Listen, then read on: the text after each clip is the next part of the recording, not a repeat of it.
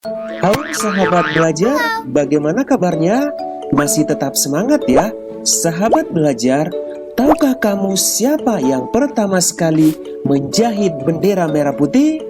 Penasaran? Mari kita simak video pembelajaran berikut.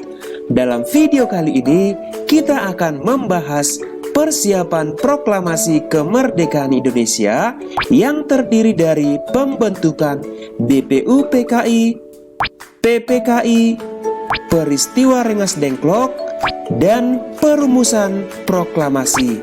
Kita mulai dari BPUPKI.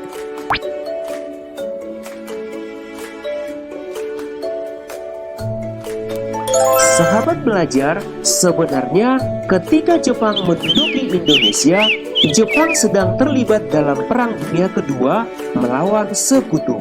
Nah, pada akhir tahun 1944, Jepang mulai kalah terus nih melawan Sekutu.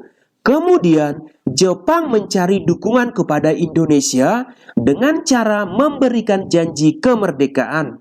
Untuk itu, Jepang membentuk BPUPKI, Badan Penyelidik Usaha-Usaha Persiapan Kemerdekaan Indonesia, dalam bahasa Jepang Dokuritsu Junbi Chosakai, yaitu tanggal 29 April 1945 yang diketuai oleh Rajiman Wedyodiningrat dengan tujuan menyusun konsep dasar negara Indonesia. Sahabat belajar, dalam menjalankan tugasnya, BPUPKI melaksanakan beberapa kali sidang. Tanggal 29 Mei sampai 1 Juni 1945, BPUPKI mengadakan sidang pertama yang bertempat di gedung Chuo Sang Iin di Jakarta, yang sekarang kita kenal dengan Gedung Pancasila. Pada sidang ini, 3 tokoh mengajukan konsep dasar negara, yaitu Muhammad Yamin, Supomo, dan Soekarno. Coba kamu perhatikan di tabel ini ya. Eits, jangan lupa dicatat juga ya. Dari ketiga usul ini, coba kamu tebak usul siapa yang disetujui? Ya, benar, usul Soekarno.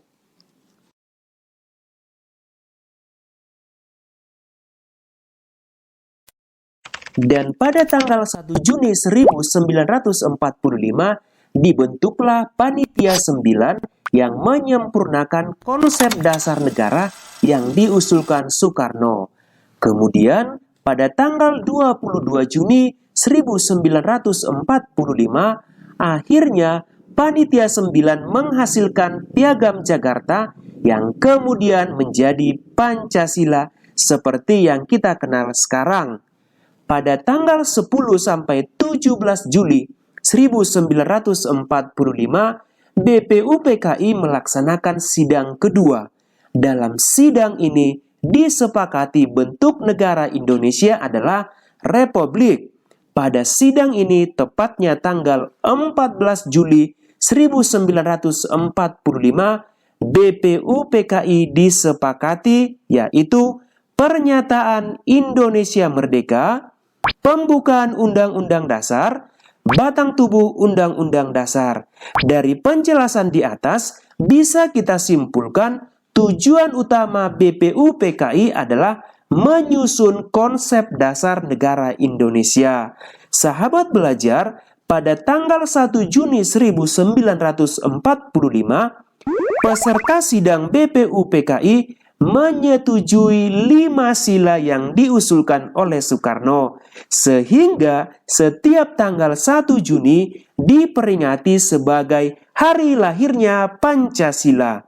Selanjutnya, kita membahas mengenai pembentukan PPKI.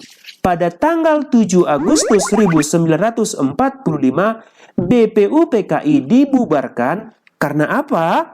Karena telah selesai menjalankan tugasnya. Nah, pada tanggal yang sama berdirilah PPKI, Panitia Persiapan Kemerdekaan Indonesia atau Dokuritsu Junbi Indonesia. PPKI diketuai oleh Soekarno yang bertugas untuk mempersiapkan segala sesuatu untuk keperluan pergantian kekuasaan dari pihak Jepang kepada Indonesia dan mempersiapkan pemerintahan Indonesia. Sahabat belajar, tahukah kamu bahwa PPKI melakukan sidang setelah Indonesia memproklamasikan kemerdekaan Indonesia? Untuk itu, setelah ini kita bahas ya bagaimana hasil sidang PPKI. Untuk selanjutnya kita akan membahas peristiwa Rengas Dengklok. Sahabat belajar, tahukah kamu kapan Jepang menyerah kepada sekutu? Jepang menyerah kepada sekutu pada tanggal 14 Agustus tahun 1945 sehingga terjadi vacuum of power di Indonesia atau kekosongan kekuasaan. Nah, mendengar berita kekalahan Jepang, maka golongan muda mengambil gerak cepat, yaitu Khairul Saleh, Sukarni, dan Wikana mendesak Insinyur Soekarno dan Hatta agar membacakan proklamasi kemerdekaan Indonesia pada saat itu juga. Akan tetapi, golongan tua seperti Soekarno, Muhammad Hatta, dan Ahmad Subarjo tidak ingin terburu-buru untuk memproklamasikan kemerdekaan Indonesia. Nah, terjadilah perbedaan pendapat yang mengakibatkan pada tanggal 16 Agustus 1945 dini hari terjadilah peristiwa Rengas Dengklok.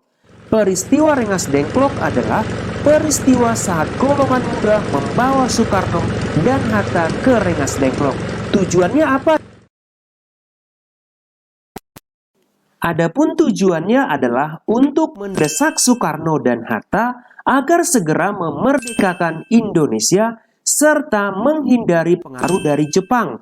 Sesampainya di Rengas Dengklok, tetap terjadi perdebatan dan pada sore hari terjadilah kesepakatan yaitu Soekarno dan Hatta dapat kembali ke Jakarta untuk merapatkan rencana proklamasi kemerdekaan Indonesia. Sahabat belajar, setelah di Jakarta, apa yang dilakukan Soekarno-Hatta? Penasaran? Yuk kita lanjut. Sebelum kita lanjut, bagi yang belum subscribe, silakan di-subscribe dulu ya. Terima kasih. Pada tanggal 16 Agustus 1945 malam hari, Soekarno dan Hatta sampai di Jakarta dan menuju rumah Tadashi Maeda, seorang perwira Angkatan Laut Jepang, untuk mengadakan rapat perumusan teks proklamasi. Rumah Maeda dipilih karena Maeda secara pribadi bersimpati pada perjuangan rakyat Indonesia dan rumah Maeda dianggap aman dari gangguan militer Jepang. Pada tanggal 17 Agustus 1945 malam pukul 2 dini hari, Soekarno memimpin rapat perumusan naskah proklamasi dan persiapan kemerdekaan di ruang makan.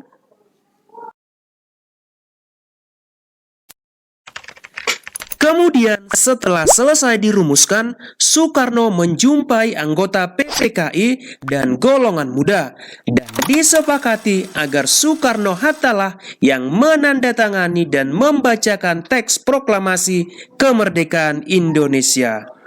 Kemudian, Sayuti Melik ditugaskan untuk mengetik naskah teks proklamasi. Nah, bagaimana detik-detik proklamasi kemerdekaan Indonesia?